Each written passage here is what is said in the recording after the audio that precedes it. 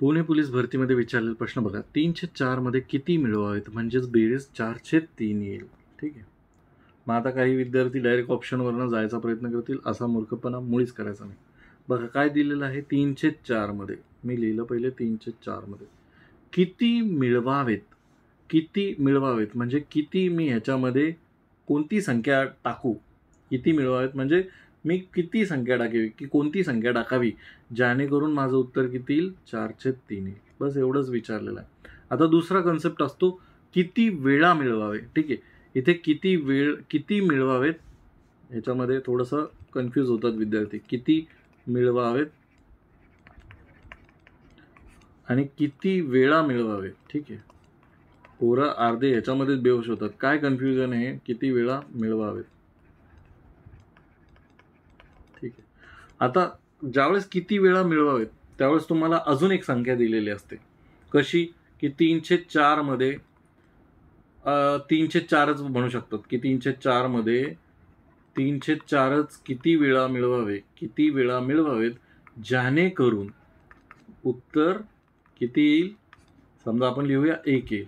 ठीक आहे. असं लिहिलं मी 1 येईल. तुम्ही किती म्हणू शकता की 7 येईल, 8 येईल, 10 येईल. ठीक आहे. ते उत्तर हे येईल. मग त्या कंडिशनमध्ये काय बघा किती मिळवावेत सरळ सरळ प्रश्न आहे. किती मिळवावेत म्हणजे किती बेरीज टाकायची तुम्हाला, त्याच्यामध्ये किती बेरीज करायची. पण असं काही दिलं समजा इथे 3/4 न देता 5/8 दिले, असं काही पण देऊ द्या. मग त्या कंडिशनमध्ये काय करायचं 3/4 मध्ये म्हटलेलं आहे. मग मध्ये म्हटल्यावर बेरीजचं चिन्ह आणि किती ॲड करायचे आहेत 5/8 किती वेळा मिळवावेत. मग 5/8 तर मिळवायचे आहेत त्याच्यामध्ये. ठीक आहे. ह्याच्यामध्ये एवढे मिळवायचे आहेत एवढं तर कन्फर्म झालं. पण किती वेळा मिळवायचे आहेत. मग किती वेळा म्हणून काय त्यांचा गुणाकार की किती वेळा येऊ शकतं ते. तर उत्तर किती येणार आहे 7. फक्त हे गणित सॉल्व्ह केलं तर तुम्हाला एक्सची जी काही किंमत येणार आहे ते तुमचं उत्तर असणार आहे. ठीक आहे. एक तर कन्फ्युजन क्लिअर झालं. आता जे गणितात ॲक्च्युअली विचारलेलं आहे तो कन्सेप्ट बघून घ्या.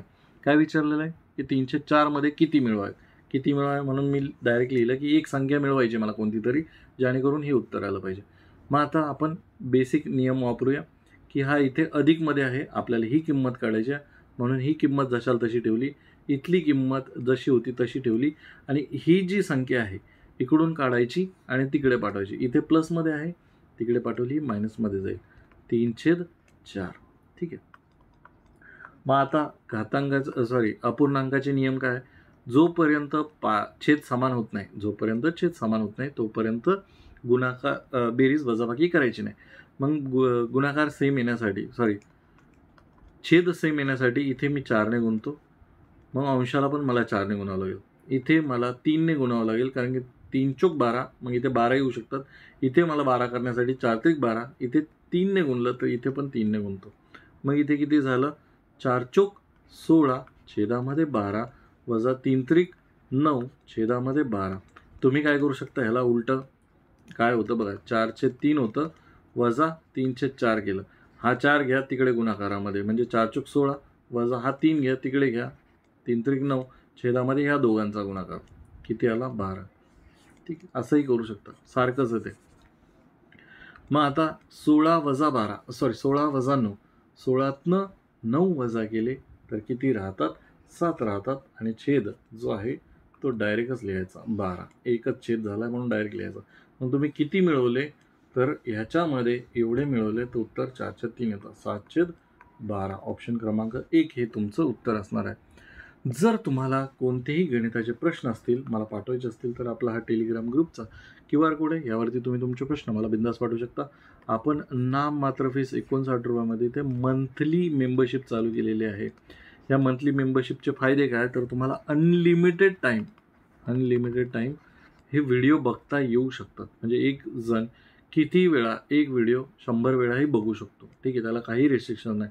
आणि विशेष म्हणजे हे जे 59 रुपयामध्ये मी मेंबरशिप ऑफर करत आहे ती तुम्ही एका महिन्यातही संपवू शकता.